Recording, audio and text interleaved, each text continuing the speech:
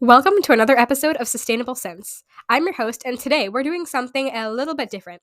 We're going to be zooming in on the 28th Conference of the Parties to the United Nations Framework Convention on Climate Change, or COP28, but of course from the youth perspective. So today we have Vinay Karthik, a junior who attended COP28 this past year. But don't hear it from me. Let's hear it from him and dive right into the episode.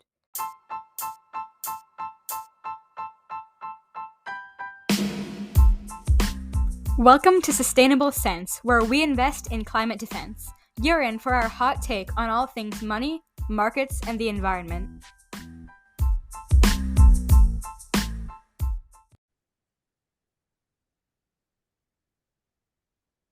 So, hi Vinay, welcome to Sustainable Sense. Do you mind introducing yourself for our listeners today?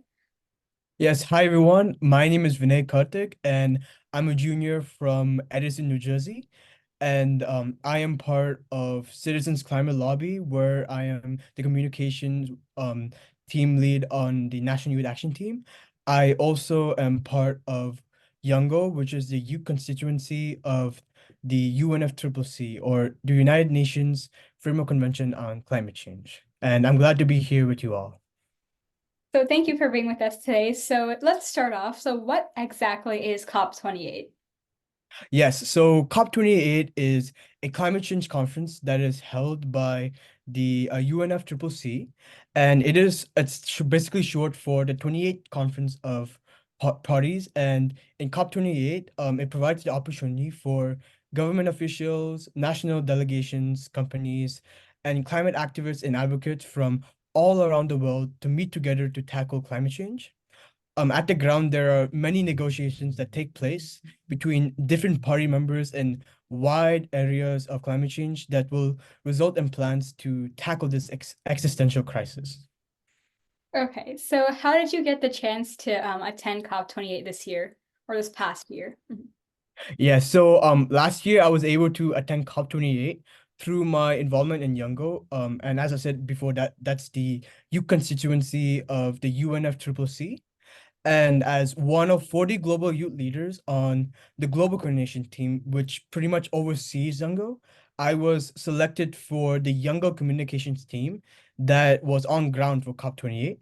And pretty much the goal of our team was to cover events and engagement that were taking place in COP28. Most importantly, we worked to simplify the COP proceedings and events to the public, especially for youth, in order to create more awareness about the issue of climate change, as well as the various steps being taken to mitigate this life-threatening issue, um, and and hopefully to also inspire youth to take climate action.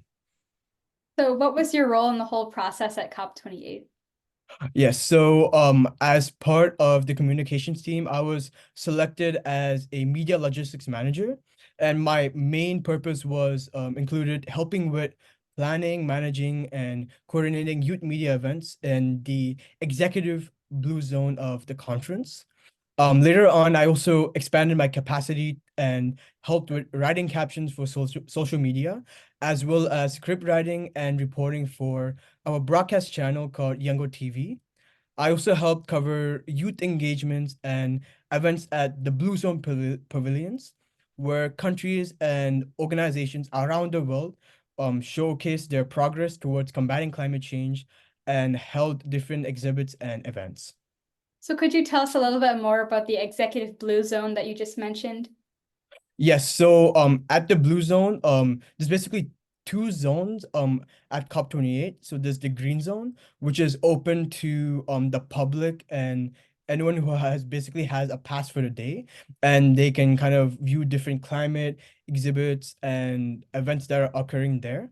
And in the blue zone is where the official negotiations are occurring between world leaders and national delegations. And these negotiations kind of lead to plans for countries to follow regarding climate change, and kind of previous COPs kind of led to such agreements such as the Paris Agreement. So that this is where the actual action is taking place at the Blue Zone. Okay, that sounds good. So, were there any youth-specific conferences there? So there were many events held there at COP28, and most of them were led by youth, and these were just like these were on like a wide variety of issues within the broad spectrum of climate change. And we actually had a day on during COP28 dedicated to youth called Youth Day. And we had many events focused on the involvement of youth and climate advocacy. And we also have a children and youth pavilion, which also held many activities and workshops for youth. So there were many opportunities and avenues where youth climate advocates and advocates were um, kind of showcase their work in climate advocacy. Yeah, that's great. So, what was the outcome of COP28, and do you think that it was a success?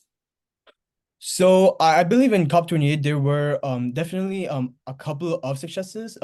There's also there was the operationalization of a global loss and damage fund, and there was also this is very important, an international agreement over a just transition from fossil fuels, which I was really surprised we did not have that in previous COPs Mhm. actually. So this is definitely a key step towards like a fossil fuel phase out, and also relying more on more renewable sources of energy in order to achieve net zero emissions by 2050. And I was like a little bit unhappy with the increasing number of fossil fuel lobbyists at COP. This year there was the most number of fossil fuel lobbyists at COP28. So while we did have such situations, I was definitely happy that based on my experiences with the climate advocates at COP, that they kind of showed the international unity and immense collaboration between these people, and this kind of is fueling my hope for a more green and sustainable future. And I'm hoping that we can progress more with these COPs towards better climate action plans. That sounds really interesting. So, you mentioned that we have more fossil fuel lobbyists. So, what are the arguments you've seen both for or against fossil fuels at COP28? Yeah, so many people are saying that especially that kind of like phasing out that they kind of say that um phasing out fossil fuels doesn't necessarily will help combat climate change. And some people have even insisted that there isn't scientific evidence backing that up. But however, as you can clearly see, there as advocates against kind of fossil fuels, they say that there is scientific evidence, so kind of plays around that. And it's kind of interesting to see that kind of a divide on kind of the scientific evidence and backing up um both sides. So yeah, Okay. Mhm. yeah. That's interesting. So, as a youth, what gives you that drive and like initiative to address climate change? So, what's your motive towards that? So, as a child, I was actually a victim of like the Chennai floods when I went to India one time, as well as in New Jersey back in I believe 2012 13 Hurricane Sandy took place. And so I have experienced the impacts of climate change firsthand. And since then, I have been strongly motivated to contribute in any way to prevent such climate disasters in the future. I'm especially interested in conducting evidence-based climate research and using that to help create and pass meaningful policies that will largely impact communities directly. And kind of through the communications realm, my involvement with that also allows me to share various climate stories of youth climate activists and advocates and make their voices heard. And this way I can help inspire other youth to take action. That sounds good. So, here at Sustainable Sense, we love to highlight youth in their career and professional development. So, are you planning a career in sustainability or a climate related field in your future? Yes, currently I am interested in pursuing environmental engineering in college, and I'm also like very interested in combining my climate advocacy with technology and communications in my future career. I am not exactly like set on my long-term goals, but I'm certain that whatever I pursue, climate advocacy will definitely be a major part of my life. Okay, that's interesting. So, also on the youth note, how do you perceive the engagement of young people in addressing climate change? We all know like figures like Greta Thunberg or the Montana case that just recently happened. So, do you view this as a constructive shift or a diversion? Yes, that's a great question. I am aware of the term youth washing, which has been used to describe youth activists and advocates as a distraction towards solving the issues of climate change. And though I would not completely eliminate that possibility based on my experience so far, youth engagement really not only brings attention to the problem at hand, but also shapes youth into engaged global citizens.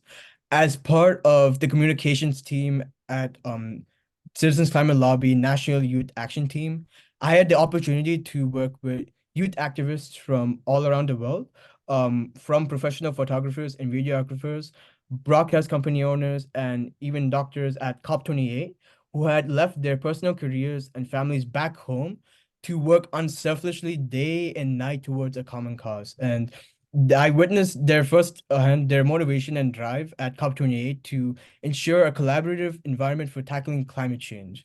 And like many of these people have even been like victims of climate disasters and have done their very best to advocate and research climate solutions in their countries.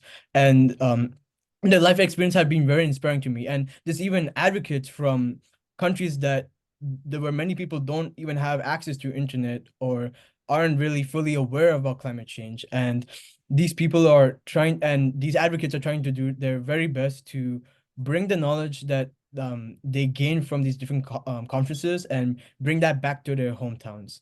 So I guess in my opinion, though some campaigns by like focus around youth are politically driven, youth engagement in addressing the climate crisis is definitely an inevitable need through which we can have our governments and scientists prioritize a safe and sustainable future. Definitely. So, on that note, do you have any last minute words or advice to give to your listeners on how they can live a more sustainable and green future? Yes, so whether whether you're like read about climate change on the news or really want to make like a real difference in the world and help and any way to like help like solve this climate crisis and help like bring solutions, like any like like from small actions to large actions, like any of those will definitely help towards the issue of climate change. So I would strongly suggest people to kind of just find ways they can engage. Like it doesn't have to even be at an international or national level. It can start like locally at your school, your neighborhood. This kind of this those because those small actions really do matter. So I just like to leave it off there. Well, thank you so much for your interview today, and we hope you have a great day. Thank you so much for having me here. And it was great to be on this podcast with you. And that concludes today's episode. But as promised, we promised to highlight the past two winners from the past 2 weeks of our weekly wisdom questions, highlighting financial tips and consumer indicators. So, this week's winner, or these 2 weeks' winner, is Hassan M from our Instagram questions. So, he's answered the past two questions from the past 2 weeks correctly. So, shout out to him. And as usual, if you have any questions or episode suggestions, you can email us at sustainablesenspodcast@gmail.com. We're also open for sponsorships as well. You can also contact us on Instagram and check out our weekly wisdom questions. Until next time, this is your host signing off.